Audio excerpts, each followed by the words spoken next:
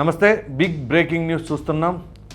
ఉమ్మడి తెలుగు రాష్ట్రాల్లో భూకంపం సంభవించింది. ఉమ్మడి తెలుగు రాష్ట్రాల్లో అంటే ముఖ్యంగా తెలంగాణలో ప్రధానంగా ఉమ్మడి వరంగల్, ఖమ్మం, అలాగే రంగారెడ్డి జిల్లాల్లో భూమి కంపించడం, సుమారుగా 5 సెకండ్ల పాటు కంపించేసరికి ప్రజలు భయాందోళనతో ఇంట్లో నుంచి పరుగులు పెట్టేసి బయటికి వచ్చేసారన్నమాట. పిల్లలు, వృద్ధులు, పెద్దవారు ప్రతి ఒక్కరు కూడా భయాందోళనకు గురయ్యారు. సో సుమారుగా 5 సెకండ్ల పాటు ఈ భూమి కంపించడం జరిగింది. రిక్టర్ స్కేల్ వచ్చేసి 5.3గా సిస్మాలజీ డిపార్ట్మెంట్ తెలియజెప్పింది. అయితే ఇది ఒక్కటే కాకుండా ఆంధ్రప్రదేశ్లోని విజయవాడ ప్రాంతంలో కూడా స్వల్పంగా భూమి కంపించినట్లుగా, సుమారుగా 3 సెకండ్ల పాటు భూమి కంపించినట్లుగా మనకి తాజా సమాచారం అందుతుంది.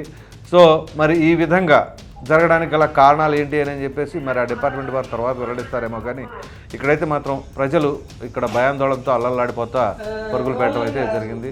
ప్రధానంగా హైదరాబాద్లో కూడా పలు ప్రాంతాల్లో ఈ యొక్క భూకంపం అయితే సంభవించిందని చెప్పేసి అయితే మనకు అందుతున్న తాజా సమాచారం. అలాగే ఏటూరు, నాగారం, ములుగు ఈ ప్రాంతాల్లో కూడా స్వల్పంగా భూమి 3 సెకండ్ల పాటు కంపించినట్లుగా తెలుస్తూ ఉంది. అయితే కొన్ని ప్రాంతాల్లో ఇళ్ళు, అపార్ట్మెంట్లు కొంచెం అలా షేక్ అయ్యేసరికి ప్రజలు భయాందోళనతో ఆ ప్రాణాలను అరిచేతిలో పెట్టుకుని అలా లడిపోతూ ఉన్నారు. అయితే ఈ క్రమంలో కొంతమంది అధికారులు అయితే మాత్రం ప్రజలకి ధైర్యాన్ని నింపే ప్రయత్నం అయితే చేస్తూ ఉన్నారు.